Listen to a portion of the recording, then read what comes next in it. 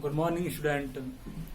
आज मेरा टॉपिक है प्रकाश का अपवर्तन, रिफ्रैक्शन ऑफ लाइट। रिफ्रैक्शन क्या होता है? अगर मेरा प्रकाश की किरण एक माध्यम से दूसरे माध्यम में जाएगा तब वहां क्या होगा? प्रकाश के वेग में परिवर्तन होगा। और जब प्रकाश के वेग में परिवर्तन होता है तब क्या होता है? Refraction of light. प्रकाश में क्या होता है? अपवर्तन होता है। चलो पहले यहाँ पर फिगर में दिया हुआ है, यह जो मेरा रे है, यह रे कोई सोर्स से, कोई कहां से आ रहा है? कोई सोर्स से आ रहा है। चलो कोई सोर्स का नाम दे दिए एस। कहां से आ रहा है? एस से आ रहा है। मतलब कि यह सोर्स के जगह पर टॉर्च, लेजर लाइट, सन कुछ भी हो सकता है, ठीक है, जिससे लाइट प्रोड्यूस्ड हो, उत्पन्न हो।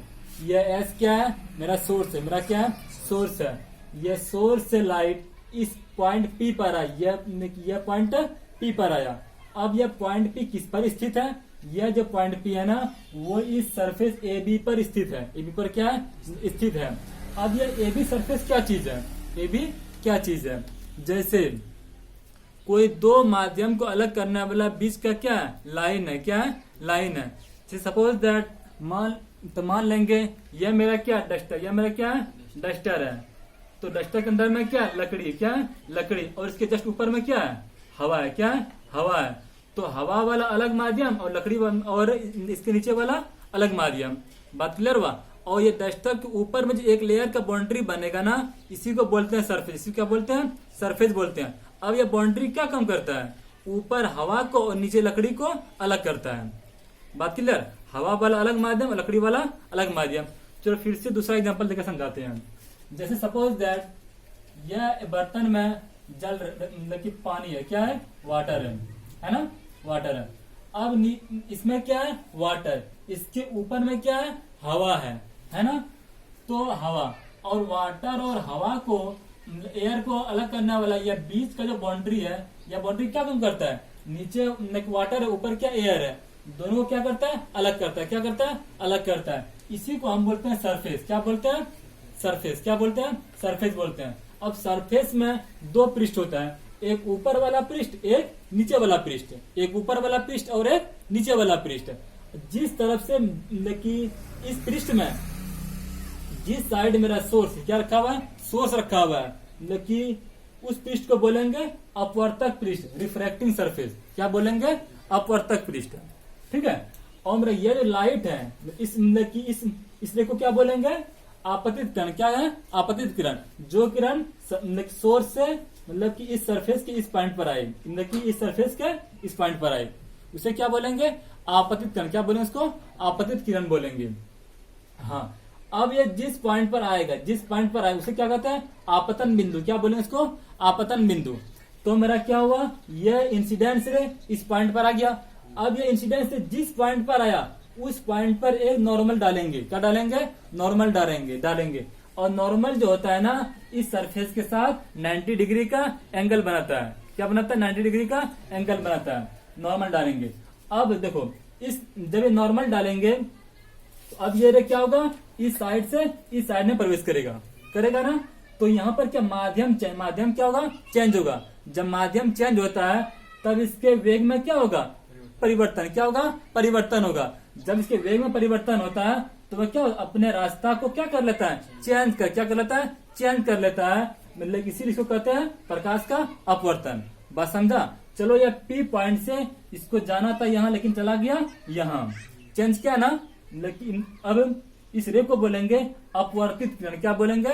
अपवर्तित किरण, रिफ्रैक्टेड रे। ठीक है। अब यह भी समझ लिया, यह वह आपतित किरण, यह वह अपवर्तित किरण और यह वह अभिलंब। अब नेक्स्ट बात देखो, आपतित किरण और अभिलंब के बीच, आपतित किरण और अभिलंब के बीच जो एंगल बन रहा है, मतलब उसे बोलेंगे आपतन कोण। क्या बोलेंगे? आपतन कोण, एंगल ऑफ इंसिडेंस। क्या बोले? Angle of incidence. अब ये जो आपतन कोण मेरा है ना, इसको हम इस अभिलंब से मापेंगे। मतलब कि कहां से मापेंगे? इस अभिलंब से मतलब कि मापेंगे। ठीक है। इसे हम बोलेंगे आपतन कोण। ठीक है। अब ये अपवर्तित किरण और अभिलंब के बीच के कोण को क्या बोलते हैं? अपवर्तन कोण। क्या बोलते हैं? अपवर्तन कोण। मतलब कि angle of refraction, angle of refraction. इसको डिनोट करेंगे स्मॉल आई के द्वारा, इसको डिनोट करेंगे स्मॉल आर के द्वारा। ठीक है। अब ये इंसिडेंस रेजो मेरा पहले कहाँ जाता, यहाँ जाता, कहाँ जाता, यहाँ जाता, ये यहाँ से कहाँ आ गया, यहाँ आ गया। तो इतना क्या, इतना इधर खिसका, इतना इधर क्या हो गया, क्या हुआ, खिसका। ठीक है। इसको मान लेंगे डेल, क्या मान लेंगे, डेल। इस कोण का नाम हुआ विचलन कोण। क्या हुआ, विचलन कोण, एंगल ऑफ डिविएशन। क्या हुआ, एंगल ऑफ डिविएशन। ठीक है। अब बात आया, मतलब आता है क्या चीज है, मतलब प्रकाश का अपवर्तन क्या चीज है। तो यहाँ लिखाए हैं जब प्रकाश की किरण एक माध्यम से दूसरे माध्यम में जाती है तब क्या होता है, इसके गमन करने की दिशा बदल जाती है, मतलब बदला ना, बदल जाती है। इसे क्या कहते हैं, प्रकाश का अपवर्तन कहते हैं। चलो नोट करो, चलो मतलब की कॉपी कर रहता पड़े ना। अब चलते हैं अपवर्तन का नियम। अपवर्तन का नियम क्या होता है, तो हम यहाँ लिखे हैं आपतित किरण, अपवर्तित किरण तथा अपवर्तक तल के आपतन बिंदु पर डाला गया हमेशा, डाला गया विलंब हमेशा क्या होता है, एक समतल में होता है। तो हम पढ़े थे, यह मेरा क्या था, सरफेस था। क्या था, सरफेस था। इसमें से ये आपतित किरण आता है और यह पॉइंट पी था, है ना, पॉइंट पी था। तो जिस पॉइंट पर यह आपतित इंसिडेंस होता है उस पॉइंट पर क्या खींचे थे, अभिलंब। क्या अभिलंब खींचे थे, तो यहाँ भी खींच देते क्योंकि पहले बार मिटा चुके हैं, खींचे थे। अब यह रे को जाना था यहाँ, लेकिन ये चला गया यहाँ, इसके वेग में परिवर्तन के कारण। तो यह वाला किरण क्या हो गया, आपतित किरण। क्या हो गया, आपतित किरण। और यह क्या हो गया, अपवर्तित किरण। अब यह क्या हुआ, आपतन बिंदु पर डाला गया अभिलंब। तीनों क्या होता है, यह एक समतल, यह क्या एक समतल में है ना। इसी को हम बोलेंगे अपवर्तन का प्रथम नियम। अब चलते सेकंड नियम पर। प्रकाश किरण के लिए माध्यम निरपेक्ष अपवर्तनांक। अब चलो, यह अलग माध्यम हो गया और यह अलग माध्यम हो गया, है ना। सपोज दैट इसको मान लेंगे μ1 और इसको मान लेंगे μ2, है ना। अपवर्तनांक तथा ज्या कोण, साइन एंगल, यह वाला एंगल क्या है, मतलब कि एंगल ऑफ इंसिडेंस आई है, यह क्या है, आई है। अब यह क्या है, एंगल ऑफ रिफ्रैक्शन आर है ना। तो इसका मतलब कि इसका मतलब कि निरपेक्ष अपवर्तनांक और इसका साइन एंगल, क्या साइन एंगल, और फिर इसका मतलब कि अपवर्तनांक और इसका साइन एंगल, दोनों को क्या होता है, आपस में क्या होता है, दोनों का गुणनफल आपस में क्या होता है, नियतांक होता है, कांस्टेंट होता है। ठीक है। मतलब कैसे भी समझ लो, इसका मतलब कि इसका पहला माध्यम का गुणनफल, पहला माध्यम का गुणनफल। और बात ध्यान रखना, जिस तरफ से लाइट, जिस तरफ क्या होता है, लाइट आता है, क्या आता है, लाइट आता है, उसे हम बोलेंगे पहला माध्यम। क्या बोलेंगे, पहला माध्यम। और जिस तरफ में लाइट जाता है उसे क्या बोलेंगे, दूसरा माध्यम। यह फर्स्ट मीडियम और यह सेकंड मीडियम।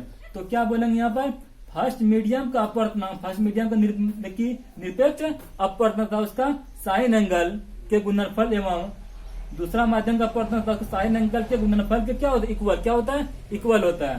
तो इसी को यहाँ लिखे हम μ1 sin i equal to μ2 sin r। यह μ1 क्या है, फर्स्ट माध्यम का निरपेक्ष अपवर्तनांक, और क्या साइन आई क्या है, यह वाला कोण, दोनों का क्या कि गुणनफल। क्या हो गया, गुणनफल हो गया, वो इक्वल होगा इसका इसका निरपेक्ष अपवर्तनांक और इसका साइन एंगल, दोनों गुणनफल के क्या होगा, इक्वल होगा। बात क्लियर है ना। तो यहाँ लिखते हैं sine i upon sine r equal to क्या हो गया, μ2 अपॉन μ1। तो क्या होगा, sine i upon sine r, यह क्या माने, कांस्टेंट। क्या होता है, कांस्टेंट होता है। ठीक है। हम इसी को बोलेंगे अपवर्तन के नियम का द्वितीय नियम। ठीक है। चलो इसको कॉपी कर लो, कॉपी हो गया ना। चलो अब चलते हैं माध्यम पर। ठीक है। अभी हम लोग सीखे थे मतलब सरफेस पर जिस तरफ से लाइट आता है वो क्या कहलाता है, फर्स्ट मीडियम। वो कहलाता है फर्स्ट मीडियम, यानी पहला माध्यम। और जिस तरफ में लाइट जाता है मतलब कि जाता है, अपवर्तन के बाद लाइट जिस तरफ में जाता है उसे बोलेंगे सेकंड मीडियम, यानी मतलब कि दूसरा माध्यम। ठीक है। अब बात आता है क्या माध्यम कितना टाइप का होता है। माध्यम जो होता है ना, मीडियम, इसके लिए क्या होता है, मीडियम। मीडियम दो टाइप का होता है, पहला रेरर मीडियम, विरल माध्यम, दूसरा सघन माध्यम। विरल माध्यम।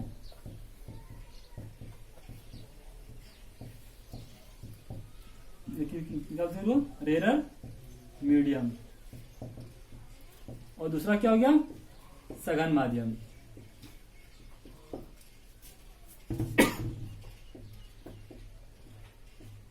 यानी डेंसर मीडियम।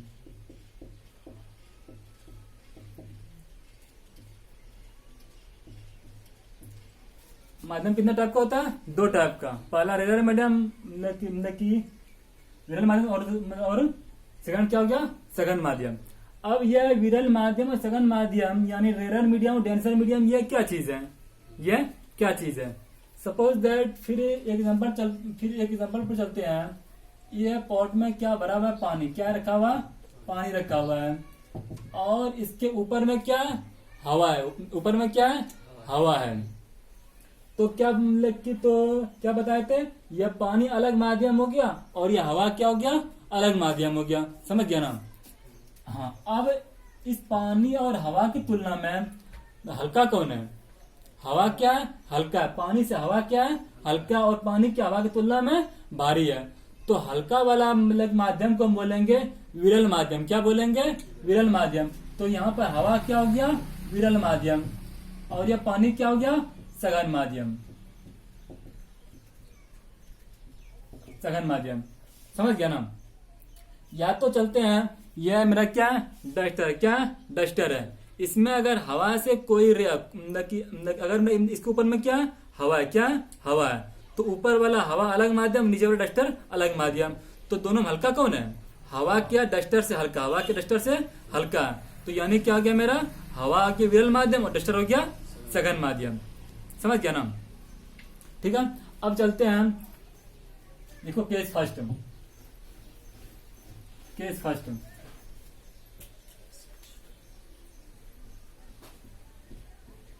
केस फर्स्ट में यह देखते हैं कि अगर मैं लाइट विरल माध्यम से सघन माध्यम में जाता है तो क्या असर पड़ता है। यह क्या सरफेस, यह क्या सरफेस है। यहाँ पर क्या यहाँ पर क्या एस क्या सोर्स है, एस क्या सोर्स है। अब ये इस सोर्स से इस सरफेस पर लाइट आया, इंसिडेंस हुआ। ये रे क्या कहलाया, इंसिडेंस रे। क्या हुआ, इंसिडेंस रे। ठीक है, जिस पॉइंट पर पड़ा उसको क्या बोलेंगे, आपतन बिंदु। ठीक है, इंसिडेंस पॉइंट। अब इस पॉइंट पर पड़ा, इस पॉइंट पर क्या खींचेंगे, एक नॉर्मल ड्रॉ, एक क्या करेंगे, नॉर्मल ड्रॉ करेंगे। नॉर्मल डाल दिए। ठीक है, अब ये रे को जाना था यहाँ, लेकिन कहाँ जाएगा, ठीक है, वो उनको पता नहीं है। अब यहाँ पर देखो, ये जो सोर्स है, यहाँ पर लाइट आया, ऊपर में कौन माध्यम है, विरल माध्यम। क्या है, विरल माध्यम है। ठीक है, रेरर मीडियम है, लिख देते हैं रेरर मीडियम। इसका पटना लिखते हैं mu r, refractive index of rarer medium. अब यह हो गया डेंसर मीडियम। क्या हो गया, डेंसर मीडियम, यानी म्यू डी। ठीक है, अब अगर लाइट मेरा रेरर मीडियम से डेंसर मीडियम में जाएगा तो क्या होगा, वो उसके वेग में परिवर्तन के कारण अभिलंब की ओर क्या होगा, झुक जाएगा। ठीक है, इसे हम बोलेंगे, ठीक है, ये तो प्रकाश का अपवर्तन हुआ ही ना। तो केस फर्स्ट में हम क्या सीखे, अगर लाइट विरल माध्यम सघन माध्यम जाता है तो वो क्या, अभिलंब की ओर क्या होगा, झुक जाएगा।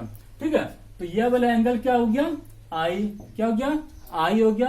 अब यह क्या हो गया, आर। यह क्या हो गया, आर। अब यह वाला एंगल क्या हो गया, कितना झुका, डेल। ठीक है, तो यहाँ हम क्या देखते हैं, मेरा जो कोण आई है ना, तो वो कोण आर से क्या है, बड़ा है। क्या है, बड़ा है। तो लिखते हैं हम कोण आई इज ग्रेटर देन क्या होगा, कोण आर। लिखता था विचलन कोण क्या है, डेल बराबर क्या होगा, आई माइनस आर। ठीक, चलो नोट करो। अब लिखो केस टू।